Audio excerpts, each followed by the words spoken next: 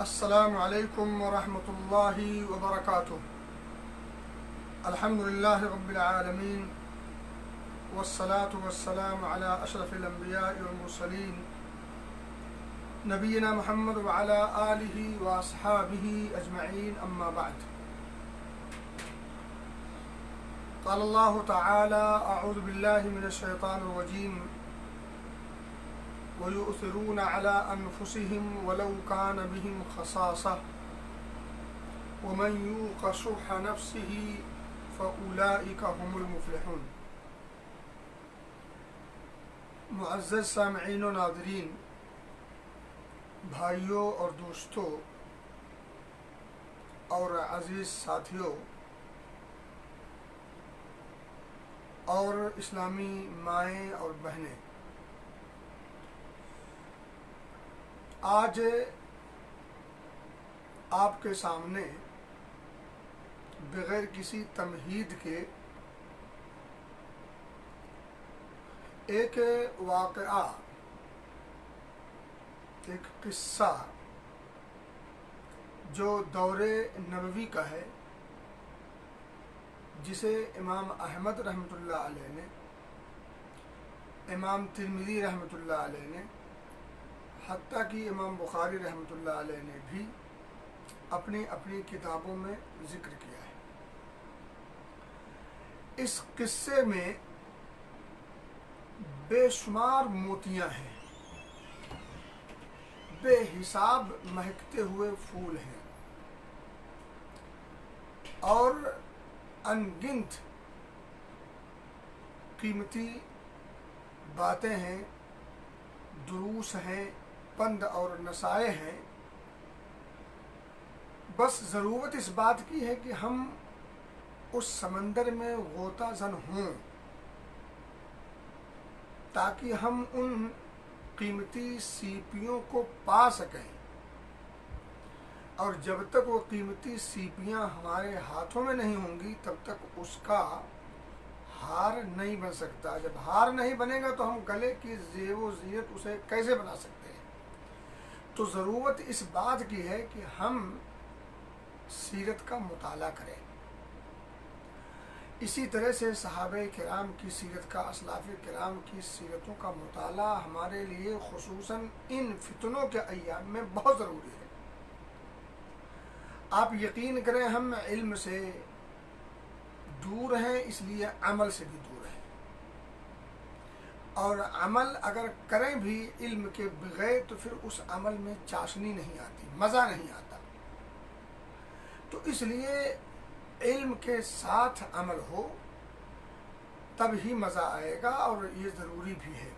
بہرحال میں کہا تھا کہ آپ کو بغیر کسی تمہید کے سرسری طور پر آپ کے سامنے ایک قصہ بیان کرنا چاہتا ہوں، جس قصے میں آپ کو جہاں یہ معلوم ہوگا کہ نبی پاک صلی اللہ علیہ وسلم کے بہت سارے معجزات ہیں، ان میں سے ایک یہ بھی ہے جو پیش کروں گا، وہیں آپ کو یہ بھی معلوم ہوگا کہ نبی پاک صلی اللہ علیہ وسلم کے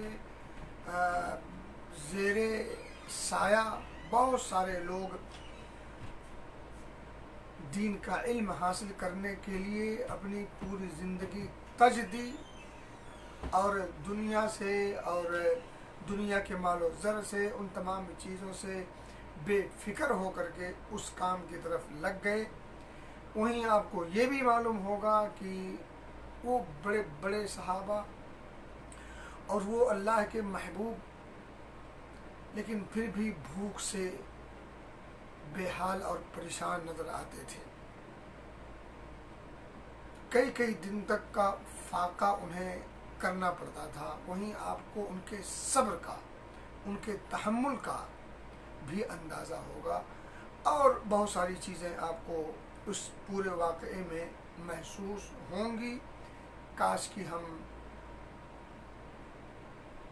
دل لگا کر سنیں، پڑھیں اور سمجھیں۔ اللہ ہمیں کتاب و سنت کو پڑھنے کی، سننے کی، سمجھنے کی توفیق عطا فرما، تاکہ ہم صحیح معنوں میں اپنی زندگی گزار سکیں اور رب کی رضا حاصل کر کے जन्नत में अपना मकाम रब के रहम व करम से बना सके।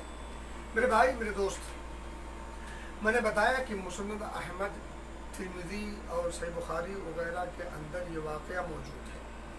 अब मैं चाह रहा हूँ कि वो वाक़या सरसरी तौर पर आपको बताऊँ, क्योंकि मेरी कोशिश ये भी है कि आधा घंटा के अंदर अंदर ये दर्स ख़त्म हो जाए, या 10-5 मिनट और बढ़ जाए, लेकिन बढ़ जाता है उमूमन। तो मैं बताना ये है कि हज़रत अबू हुरैरा, मैं अब सरसरी तौर पर पढ़ रहा हूँ। हज़रत अबू हुरैरा रज़ियल्लाहु ताला अन्हु फरमाते हैं कि अल्लाह की कसम, रसूलुल्लाह सल्लल्लाहु अलैहि वसल्लम के ज़माने में भूख के मारे अपना कलेजा में ज़मीन से लगा देता था। यानी भूख की शिद्दत ऐसी होती थी और अजीब किस्म की बेचैनी होती थी, तो उस भूख की शिद्दत और बेचैनी की वजह से मैं अपने कलेजे को ज़मीन से लगा देता था। आगे कहते हैं, और कभी कभी ऐसा भी होता था कि भूख की शिद्दत की वजह से कोई पत्थर अपने पेट पर बांध लेता था। अल्लाह अकबर, जरा ही रुक करके सोचे। अबू हुरैरा रज़ियल्लाहु ताला अन्हु ही वो सहाबी हैं जिन्होंने सबसे ज़्यादा हदीसें बयान की हैं, रिवायत की हैं। अब आप सोचें, इन्होंने कितनी मेहनत की है, कितनी कुर्बानियाँ दी हैं, और ये कुर्बानियाँ किसके लिए दी हैं? हम और आपके लिए। नबी पाक सल्लल्लाहु अलैहि वसल्लम की सुन्नतों को सुनना, उसे याद करना, फिर उसे उम्मत तक पहुंचाना, ये कितना बड़ा कारनामा है। उस कारनामे को पाने के लिए उन्होंने कितनी कोशिश की है, उसकी एक झलक है ये। भूख की शिद्दत की वजह से कभी कभार पेट पर पत्थर बांध लिया करते थे, और हम इतना खाए हुए होते हैं कि हमें उस खाए हुए खाने को हजम करने के लिए अलग से दवाएं लेनी पड़ती हैं, कोक्स वगैरह पीने पड़ते हैं, और दीगर मशरूबात हम पी करके खाने को हजम करते हैं। उसके बावजूद हमसे फ़राइज़ भी अदा नहीं होते, नवाफिल और दीगर चीज़ों की बात क्या करना। नुक्ता हो गया। आगे कहते हैं कि एक दिन मैं आम रास्ते पर, जहाँ से आम लोग गुजरा करते थे, सरे राह पर जाकर के बैठ गया। भूख की शिद्दत थी। भूख ने जब बेचैन किया तो वो अपने जगह से उठे और जाकर के आम रास्ते पर बैठ गए, जहाँ से आम तौर पर लोगों का गुजर होता है, ठीक है, पब्लिक का कह ले वे। तो कहते हैं कि इतने में वहाँ से बैठे, तो इतने में वहाँ से अबू बकर सिद्दीक़ रज़ियल्लाहु ताला अन्हु का गुजर हुआ। अब देखें, इज्जत नफ्स, गैरत, भूख की शिद्दत है, बेचैन है। बेचैनी इस कदर है कि घर से निकल कर आ करके आम रास्ते पर बैठ चुके हैं, लेकिन फिर भी इज्जत नफ्स गवारा नहीं कर रही है कि वो खुल के कहते मुझे भूखा हूं मैं, मुझे कुछ खिला दो। कुर्बान जाइए असलाफ पर, साहबे किराम पर, कितनी कुर्बानियां उन्होंने दी है, और हम बैठे बिठाए हमें सब कुछ मिल गया जो उन्हें हासिल हुआ है बड़ी बड़ी कुर्बानियों के बाद। वो सारी की सारी चीज़ें हमें हासिल हुई हैं बगैर किसी कुर्बानी के, लेकिन उसके बावजूद हम हैं कि हम उसे लेने और अपनाने के लिए तैयार नहीं, हमारे पास उसे अपनाने के लिए वक्त नहीं है। कितने बड़े अफसोस का मकाम है और कितनी बड़ी बदकिस्मती है। अल्लाह हमें होश के नाखुन लेने के तौफीक दे। मैं कह रहा था कि वहाँ से जब अबू बकर सिद्दीक़ रज़ियल्लाहु ताला अन्हु का गुज़र हुआ, तो उन्होंने डायरेक्ट नहीं कहा कि मुझे शिद्दत की भूख है, मैं भूख से तड़प रहा हूँ, इस चीज़ का इजहार नहीं किया, बल्कि उन्होंने कुरान की एक आयत पढ़ी, तिलावत की, और कहा मुझे इसका माना और मतलब बता दीजिए, इसकी तशरीह कर दीजिए। अबू बकर सिद्दीक़ रज़ियल्लाहु ताला अन्हु कह रहे हैं कि वो आगे कह रहे हैं कि मुझे पूछने की गरज ये नहीं थी कि मुझे मालूम नहीं था, مجھے حقیقت میں اس کی معلومات کی ضرورت نہیں تھی۔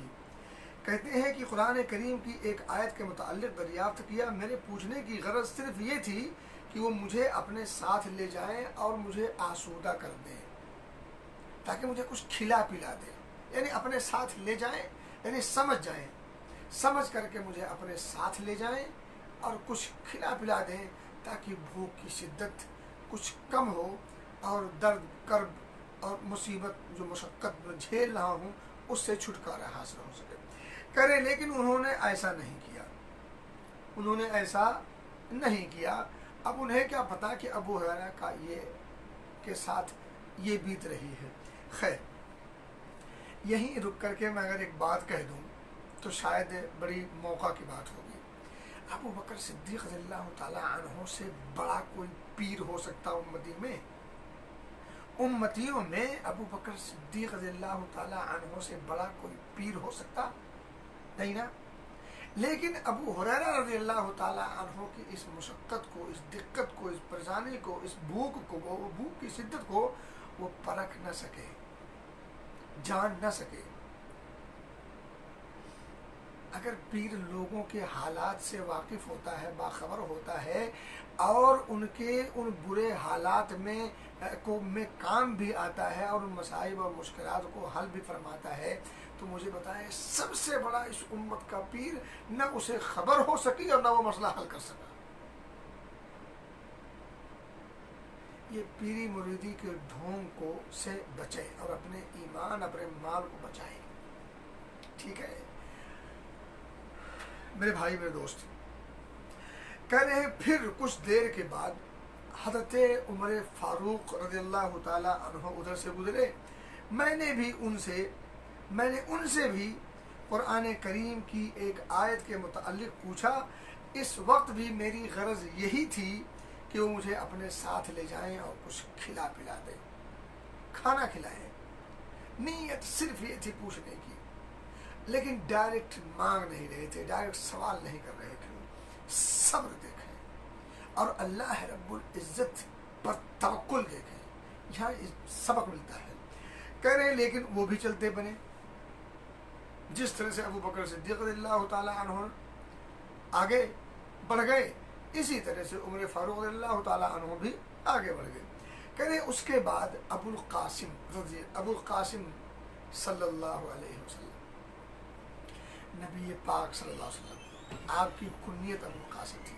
کہتے ہیں کہ اس کے بعد ابو القاسم کا گزر اس راستے سے ہوا، فدا ہو ابی و امی، نبی رحمت صلی اللہ علیہ وسلم قربان جائیے۔ آپ کی شان، آپ کے اخلاق، آپ کی سیرت، آپ کے اسوے اور نمونے ایمان ہے، ہمارے ایمان نجات کا ذریعہ ہے۔ خیر، کہتے ہیں ابو القاسم کا گزر اس راستے سے ہوا، آپ صلی اللہ علیہ وسلم نے میرے دل کی کیفیت بھانپ لی۔ اللہ اکبر، چہرے کے اثرات کو دیکھا تو بھانپ لیا، یہ جو بندہ اللہ کا بیٹھا ہوا ہے یوں ہی نہیں بیٹھا ہوا ہے، کچھ نہ کچھ ہے۔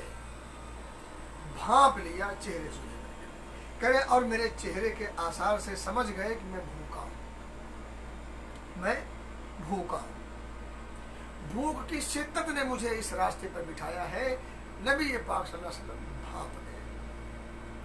کہہ رہے پھر آپ صلی اللہ علیہ وسلم نے مجھے آواز دی، اے ابو ہریرہ۔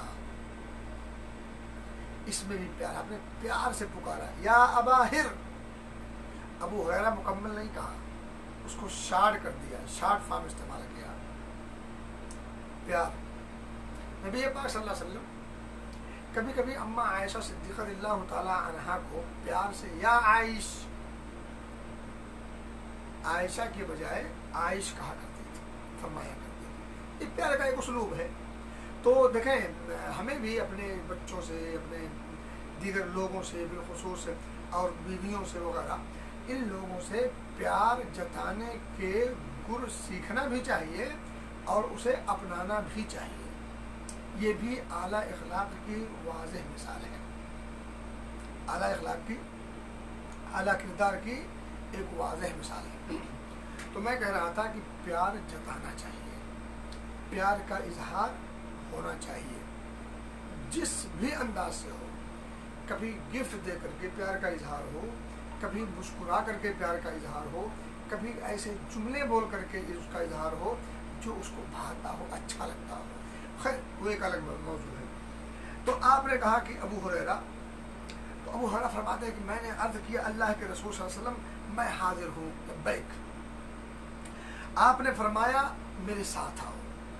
دیکھیں میں آپ کو بتاؤں گا پیر کیسا ہوتا ہے، پیر کیسا ہونا چاہیے، پیر کے اعمال کیسے ہونے چاہیے اپنے مریدوں کے ساتھ، پیر کا سلوک اور ویوہار اپنے مریدوں کے ساتھ کیسا ہونا چاہیے، وہ چیز بھی آپ کو اس واقعے میں مل جائے گی، جھلک واضح ہو جائے گی۔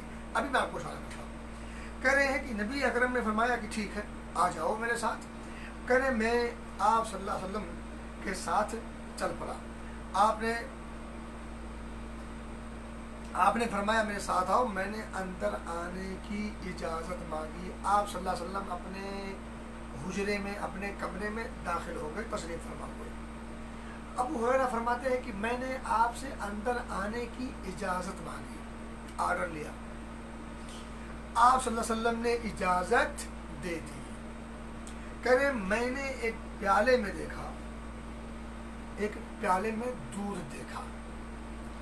اب چونکہ آپ صلی اللہ علیہ وسلم نے بھی دودھ دیکھا تھا، جب دودھ دیکھا نبی اکرم صلی اللہ علیہ وسلم نے تو اپنے اہل و عیال میں سے جن کے یہاں آپ تھے ان سے پوچھا کہ من این لکم ھذا اللبن، تمہیں یہ دودھ کہاں سے ملا، یہ دودھ کہاں سے ملا، کہاں سے آیا ہے، کیسے حاصل کیا ہے؟ کرے اہل خانہ نے کہا کہ اسے فلاں فلاں خاندان کے فلاں شخص نے ہمیں ہدیہ دیا ہے، یعنی کسی کی طرف سے یہ دودھ ہدیے میں آیا ہے، گفٹ میں آیا ہے۔ کرے آپ صلی اللہ علیہ وسلم نے فرمایا ابو ہریرہ میں نے عرض کیا میں حاضر ہوں اللہ کے رسول صلی اللہ علیہ وسلم، لبیک یا رسول اللہ۔ کیا منظر رہا ہوگا،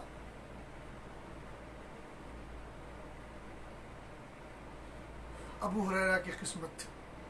آپ نے فرمایا ابو ہریرہ، انہوں نے کہا ہاں میں حاضر ہوں اللہ کے رسول صلی اللہ علیہ وسلم۔ پھر آپ نے فرمایا انطلق الی اہل الصفہ فادعهم لی، جاؤ ذرا صفہ والوں کو، اصحاب صفہ کو بلا لے آؤ میرے پاس۔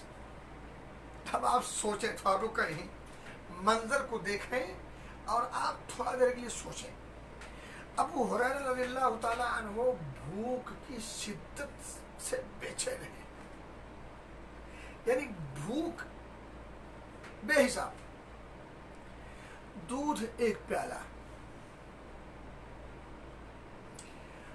اور اس دودھ کو دیکھنے کے بعد نبی اکرم صلی اللہ علیہ وسلم ابو ہریرہ کو دینے کے بجائے خود ابو ہریرہ ہی سے کہتے ہیں کہ جاؤ اصحاب صفہ کو بلا کے لاؤ۔ یہ اصحاب صفہ کون ہے؟ یہ نبی پاک صلی اللہ علیہ وسلم کے اس اہل اور اسلام کے مہمان ہیں۔ کون؟ جو مسجد نبوی کے سامنے جو جگہ تھی نا صفہ، وہاں بیٹھ کر اسلام سیکھنے والے لوگوں کو اصحاب صفہ کہتے ہیں۔ یعنی آپ یوں کہہ لیں کہ اسلام کی سب سے پہلی یونیورسٹی، سب سے پہلا جامعہ جس کے وائس چانسلر یا سب کچھ سروی سروا جو بھی کہہ لیں، نبی پاک صلی اللہ علیہ وسلم، اور وہاں سیکھنے والے ظاہر سی بات ہے کون تھے؟ وہ صحابہ کرام تھے۔ اس میں عموماً غریب لوگ تھے جن کے پاس رہنے کے لیے گھر نہیں اور کھانے کے لیے غلہ اور اناج نہیں، یعنی جن کے رہنے اور کھانے کا انتظام و انتظام نہیں تھا اور رہنے کا بھی انتظام نہیں تھا، وہ لوگ صفہ پر بیٹھ کر نبی پاک صلی اللہ علیہ وسلم سے علم شریعت سیکھا کرتے تھے۔ اہل علم کی اور علماء کی، طلباء کی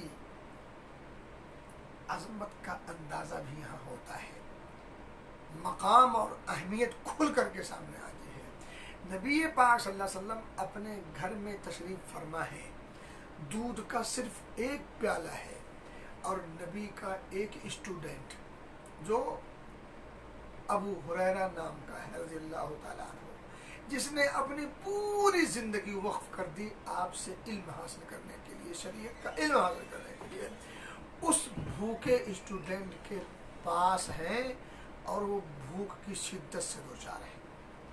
لیکن نبی اکرم صلی اللہ علیہ وسلم دیگر جو اسٹوڈنٹس تھے ان کے بھی کھانے کا نظم و نسق نہیں تھا، انتظام نہیں تھا، ان کو بھولے نہیں۔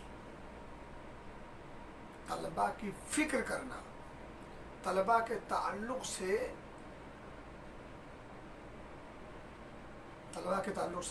جو اسلامک اسٹوڈنٹس ہیں نا ان کی خدمت کرنا، یہ نبی کی سنت ہے۔ نبی پاک صلی اللہ علیہ وسلم خود ٹیچر بھی ہیں، معلم بھی ہیں، وائس چانسلر بھی ہیں، سروے سروا بھی ہیں، اور اگوا بھی ہیں، رہبر بھی ہیں، رہنما بھی ہیں، رسول نبی تو یہ ہیں۔ یعنی آپ نے کتنی خبر گیری کی ہے۔ اچھا اب آپ سنیں، آگے سنیں، خیر بات آگے نکل جائے۔ کہہ رہے اہل صفہ اسلامی مہمان تھے، یہ لوگ ایسے تھے کہ راحت و آرام کے لیے نہ ان کے پاس گھر تھا، نہ ہی ضرورت پوری کرنے کے لیے مال و دولت تھی، کچھ نہیں، بس پوری زندگی وقف ہے اسلام کے تعلیم کے لیے۔ کہہ رہے جب رسول اللہ صلی اللہ علیہ وسلم کے پاس ہدیہ آتا تو اس میں سے جتنا لینا ہوتا لے لیتے اور بقیہ اصحاب صفہ کو بھیج دیتے۔ یعنی ان کے کھانے پینے کا، رہنے سہنے کا نظم و نسق، انتظام و انسلام نبی پاک صلی اللہ علیہ وسلم ہی اٹھاتے تھے۔ یہ اور بات ہے اور لوگ بھی دیتے تھے یا اور لوگ لاتے تھے، لیکن نبی پاک صلی اللہ علیہ وسلم اپنی طرف سے بھی دیتے تھے، جو کچھ آپ کو میسر ہوتا اپنی ضرورت کے بقدر لیتے اور باقی ان کو دے دیتے تھے۔ آگے ابو ہریرہ رضی اللہ تعالیٰ عنہ فرماتے ہیں، کہتے ہیں میں اس بات سے غمزدہ ہو گیا، فطری ہے، فطری تقاضا تھا، فطری نیچرل، کرے نیچر تھے، کرے میں اس بات سے غمزدہ ہو گیا، میں یہ چاہ رہا تھا کہ اتنا دودھ پی لوں کہ دن کے بقیہ حصے اور رات کو جسم میں طاقت و قوت محسوس ہو۔ دودھ تھوڑا سا اور دعوت سب کو دی جا رہی ہے۔ کہہ رہے ہیں کہ میں چاہ رہا تھا کہ میں اتنا دودھ پی لوں کہ جو دن کا باقی حصہ جو بچا ہے وہ اور آنے والی جو رات ہے وہ، اس میں طاقت و قوت حاصل ہو سکے اس کے لیے۔ کہہ رہے میں نے اپنے جی میں کہا میں ہی پیغمبر ہوں، یعنی میں ہی جو ہے قاصد ہوں جا کر کے بلانے والا، جب یہ اہل صفہ آئیں گے تو مجھے ہی پلانا پڑے گا، پلانا بھی مجھے ہی پڑے گا، کیونکہ ظاہر سی بات ہے یہ بلا کے لے کے آئے ہیں تو ضیافت مہمان نوازی انہیں کو کرنی پڑے گی۔ اور نبی پاک صلی اللہ علیہ وسلم اصلی مہمان ہیں اور یہ خادم کی حیثیت سے ہیں، تو جو میزبان ہوتا ہے، نبی پاک میزبان ہیں اور یہ خادم ہیں، تو میزبان اور خادم مہمان سے پہلے نہیں کھا سکتا۔ اب یہ سوچ رہے ہیں کہ بھوک کی شدت، دودھ کی قلت، اور میں ہی قاصد پیغمبر، مجھے ہی پلانا پڑے گا دودھ۔ وہ ایک فطری بات تھی جو دل میں آئی۔ کہہ رہے ہیں کہ میں نے یہ بھی سوچا کہ اگر وہ لوگ دودھ پینا شروع کریں گے تو میرے لیے کچھ بھی دودھ باقی نہیں رہے گا۔ ظاہر بات جب پینا شروع کریں گے پی لیں گے، کافی لوگ ہیں۔ اچھا کرے، اور ادھر اللہ اور اس کے رسول صلی اللہ علیہ وسلم کی اطاعت بھی ضروری تھی، اللہ اس کے رسول کا حکم ہے تو ظاہر بات آنا بھی آنا ہے۔ اچھا کرے، بہرحال میں انہیں بلانے چلا گیا اور وہ لوگ آ بھی گئے اور اندر آنے کی اجازت طلب کی۔ آپ صلی اللہ علیہ وسلم نے انہیں اجازت دے دی، وہ اپنی اپنی جگہ لے کر گھر میں بیٹھ گئے۔ یعنی اصحاب صفہ آئے، اجازت دی گئی، گھر میں گئے، اپنی اپنی جگہ لے کر کے بیٹھ گئے۔ میں نے ابھی بیچ میں ایک جملہ کہا ہے، اسی میں ابو ہریرہ کا موقع، انہوں نے کہا کہ چونکہ اللہ اس کے رسول کا حکم تھا، اطاعت بھی ضروری تھی۔ یہ نقطہ قابل غور ہے۔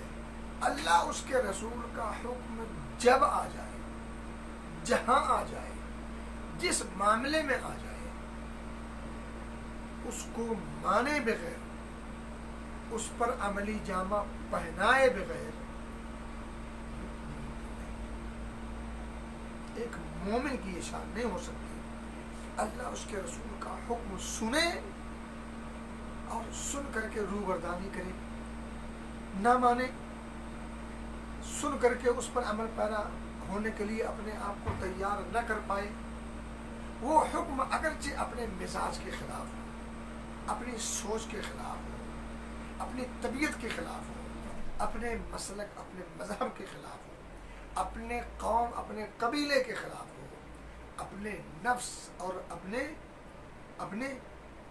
اپنے ہی لوگوں کے خلاف کیوں نہ ہو، اگر اللہ اس کے رسول کا حکم ہے تو اس کو سن لینے کے بعد ایک مومن کے سامنے کوئی چارہ نہیں سوائے اس کے کہ وہ بصر و چشم مان لے، سر تسلیم خم کر دے، اس کو مانے اور اطاعت کے بغیر کوئی چارہ نہیں۔ ایک مومن کی شان یہی ہے کہ وہ فوراً سر تسلیم خم کر دے، کوئی چوچرا کی گنجائش نہیں، اگر مگر یہ وہ ایسا ویسا، یہ زمانہ وہ زمانہ، یہ لوگ وہ لوگ، اس نے کہا یہاں پڑھا وہاں پڑھا، ایسا ہے ویسا ہے، یہ سب کے سب ایک طرف، اللہ اس کے رسول کا فرمان آ گیا تو سر تسلیم خم۔ میرے بھائی میرے دوست کہہ رہے ہیں یہ سب مہمان آ گئے ہیں، نبی پاک صلی اللہ علیہ وسلم کے گھر میں تشریف فرما ہے، سب نے سیٹ لے لی ہے، بیٹھ گئے۔ آگے سنیں، کہہ رہے ہیں پھر آپ صلی اللہ علیہ وسلم نے فرمایا ابو ہریرہ یہ پیالہ لو اور ان لوگوں کو پلانا شروع کر دو۔ پیالہ آپ نے دیا ابو ہریرہ کو کہ یہ پیالہ لیجئے اور اب ایک لائن سے سب کو پلانا شروع کر دیجئے۔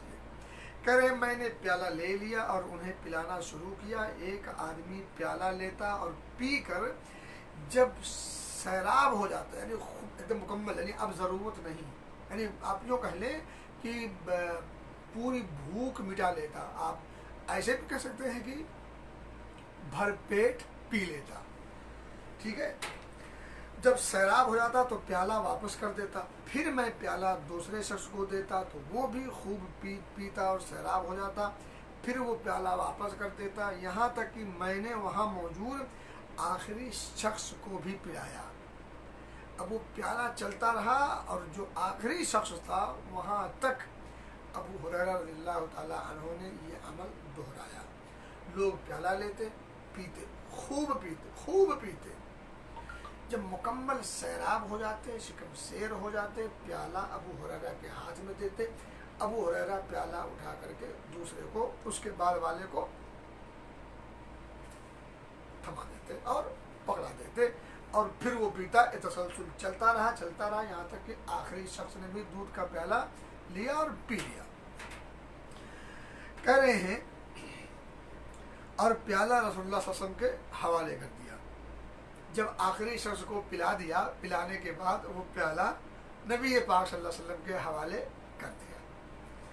اب ذرا سنیں، کہہ رہے ہیں آپ نے پیالہ لے کر اس کو اپنے ہاتھ میں رکھا اور اس پیالے میں بچا ہوا حصہ جو رہ گیا تھا، پھر آپ نے اسے اپنے سر کو اٹھایا، اور آپ نے اپنے سر کو اٹھایا اور میری طرف دیکھ کر کے مسکرا دیے، یعنی جو حصہ اس پیالے میں رہ گیا تھا وہ پیالہ نبی اکرم صلی اللہ علیہ وسلم نے اپنے ہاتھ مبارک میں لیا، اپنے سر کو اٹھایا، ابو ہریرہ کو دیکھ کر کے مسکرا دیے۔ سبحان اللہ۔ ابو ہریرہ رضی اللہ تعالی عنہ کی کیا کیفیت رہی ہوگی، قابل دید رہا ہوگا وہ منظر۔ کہہ رہے ہیں آپ نے اپنے سر کو اٹھایا اور میری طرف دیکھ کر کے مسکرائے اور پیار سے فرمایا یا ابا ہر۔ ابو ہریرہ نے کہا یہاں بھی یا ابا ہر۔ میں نے عرض کیا میں حاضر ہوں یا رسول اللہ صلی اللہ علیہ وسلم۔ آپ نے فرمایا اب ہم اور تم باقی رہ گئے، ظاہر جب سب پی لیے تھے، نبی پاک بچے تھے اور ابو ہریرہ، تو آپ نے دیکھ کر کے مسکرا کر کے فرمایا ابو ہریرہ اب تو صرف میں اور تم دو ہی لوگ باقی رہ گئے ہیں۔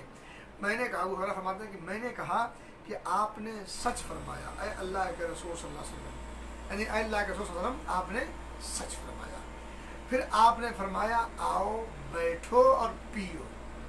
کیا فرمایا؟ ابو ہریرہ رضی اللہ تعالیٰ عنہ سے نبی اکرم صلی اللہ علیہ وسلم نے فرمایا کہ ابو ہریرہ آؤ بیٹھو اور اب آپ پیو. اب آپ پیو. ابو ہریرہ رضی اللہ تعالیٰ عنہ فرماتے ہیں کہ میں بیٹھ گیا اور پیا، نوش کیا. آپ صلی اللہ علیہ وسلم نے فرمایا اور پیو. نبی پاک جیسے ہم لوگ ہوتا ہے اور کھاؤ اور کھاؤ اور کھاؤ اور ڈالو، ہے نہیں؟ تو آپ صلی اللہ علیہ وسلم نے ابو ہریرہ کو مخاطب کر کے کہا، فرمایا اور پیو. وہ کہتے ہیں میں نے پھر پیا. آپ صلی اللہ علیہ وسلم برابر مجھ سے کہتے رہے کہ اور پیو اور پیو، اور کہتے ہیں کہ میں پیتا رہا بالآخر مجھے کہنا پڑا کہ اب گنجائش نہیں ہے، اب اور پینے کی گنجائش نہیں ہے. آپ یوں کہہ لیں کہ اب پیٹ میں ایک بھی گھونٹ جانے کی گنجائش نہیں ہے. کہہ رہے ہیں کہ مجھے پیتے پیتے آخر میں یہ کہنا پڑا کہ نہیں، اس ذات کی قسم جس نے آپ کو حق کے ساتھ مبعوث فرمایا ہے، میرے پیٹ میں اب بالکل جگہ نہیں. کچھ دیر پہلے تک ابو ہریرہ رضی اللہ تعالیٰ عنہ کی کیا کیفیت تھی اور اب کیا کیفیت ہے. آگے آپ صلی اللہ علیہ وسلم نے فرمایا پیالہ مجھے دے دو. جب ابو ہریرہ رضی اللہ تعالیٰ عنہ نے واضح کر دیا کہ اب مجھے پینے کی بالکل جگہ نہیں، گنجائش نہیں، تب آپ نے کہا کہ ذرا پیالہ مجھے دو. میں نے پیالہ آپ صلی اللہ علیہ وسلم کی طرف لوٹا دیا. چنانچہ آپ نے بچا ہوا دودھ تناول کیا، نوش فرمایا، پیا. میرے بھائی میرے دوست، یہ تھی وہ حدیث جس میں یہ پورا قصہ موجود ہے. اس میں کتنی جھلکیاں ہیں، کتنی باتیں ہیں، کتنے دروس ہیں، کتنے پند ہیں، کیا کچھ ہے. وہ بہت زیادہ اس کے اندر نصیحتیں ہیں. لیکن میں نے آپ سے کہا تھا نا کہ پیر کا ویوہار مریدوں کے ساتھ کیسا ہونا چاہیے، وہ میں نے کہا تھا کہ میں آپ کو بعد میں بتاؤں گا. اب ذرا سنیں، پیر کا ویوہار مریدوں کے ساتھ کیسا ہونا چاہیے مجھے اب بتانے کی ضرورت نہیں ہے، آپ نے سن لیا ہے. پیر نے اپنے گھر میں بلایا ہے. پیر نے، اور کون سا پیر ہے؟ کون سا پیر؟ جو امت کا نہیں، انبیاء و رسول کا بھی پیر ہے. انبیاء و رسول کا بھی پیر ہے. وہ پیر اپنے اسٹوڈنٹس کو اپنے گھر بلاتا ہے، اپنے حصے کا دودھ سب کو پلاتا ہے. پلاتا نہیں بلکہ پہلے پلاتا ہے. جب وہ سب کے سب پی لیتے ہیں، شکم سیر ہو جاتے ہیں، پیٹ بھر جاتا ہے، سیراب ہو جاتے ہیں، جب کوئی نہیں بچتا تب آخر میں اپنے ہاتھ میں لیتے ہیں اور ان کا بچا ہوا پیتے ہیں. مجھے بتا دو دنیا میں کوئی ایسا پیر ہے؟ لوگ پتہ نہیں کیا کیا کر کے آتے ہیں پیروں کو دینے کے لیے، اور پیر جو کچھ زندہ ہیں اور کچھ مردہ ہیں. جو مردہ ہیں انہیں تو خبر نہیں ہے کہ ہمارے نام پر لوگ کیا کیا گل کھلا رہے ہیں اور کیا کیا ہو رہا ہے. البتہ جو زندہ پیر ہیں یا مجاور کے نام پر ہیں، وہ کیا کچھ نہیں کر رہے ہیں مریدوں کے ساتھ. مجھ سے زیادہ شاید آپ لوگ جانتے ہوں. پیر کو گفٹ دے سکتے ہیں، لیکن پیر تو ہو پیر جیسا. ڈھونگی پیر تو نہ ہونا. مجھے بتائیں کون कौन सा ऐसा पीर हो सकता जो अपने मुरीदों की खाल खींचे, नजरानों पर नजराना, और ये करोगे तो ऐसा होगा, नहीं करोगे तो ये हो जाएगा, डराने पे डराना, जिनके ईमान और माल सबका सौदा करना, ये कैसे पीर हो सकता है? ऐसा पीर नहीं हो सकता। पीर तो नबी अकरम सल्लल्लाहु अलैहि वसल्लम जैसा हो, पीर अबू बकर उमर जैसा हो, उस्मान अली जैसा हो, और दीगर असलाफ किराम जैसा हो, जो अपनी फिक्र नहीं दूसरों की फिक्र करते हैं, जो अपने गम में नहीं घुलता, जो कौम के गम में घुले, वो पीर होता है। जो बेनमाज हो पीर नहीं होता, जो औरतों से मुसाफा करे, हाथ मिलाए, उनके साथ डांस करे और नाचे और वज्द में भूल जाए शरीयत की हुदूद और पाबंदियां, वो पीर नहीं होता। वो शैतान हो सकता है, वो इबलीस हो सकता है, उसके चेले चपेटे और उसके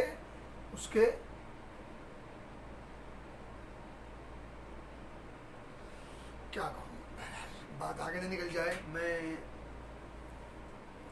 मैंने इस वाक़े में जो कुछ टूटे फूटे अंदाज में रखा है, समझाने की कोशिश की है, मुझे उम्मीद है कि समझ में आ गया होगा। अल्लाह करे समझ में आ जाए और हमें भी अपने माहौल और मुआशरे में परेशान हाल लोगों पर तवज्जो देने की तौफीक दे।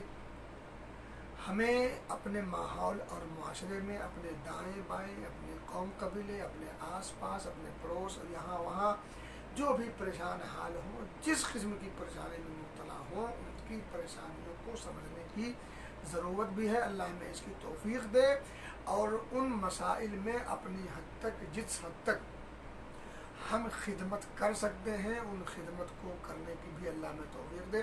आखिर में एक रिक्वेस्ट मैं आपसे करता चलूँ। अभी देखें हिंदुस्तान में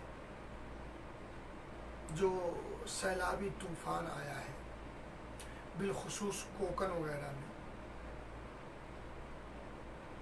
वो हमारे और आपकी निगाहों के सामने है।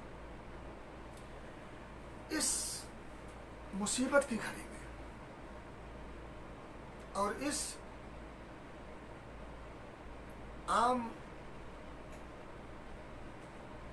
मुसीबत की घड़ी में और इस बला के वक्त में हम सब की दीनी और इखलाकी और समाजी और हर तरह से हमारी जिम्मेदारी बनती है कि हम में का हर शख्स अपनी हद तक जिससे जो हो सके, दामे दिल में कदमे सुखने, जो कुछ जिससे हो सके।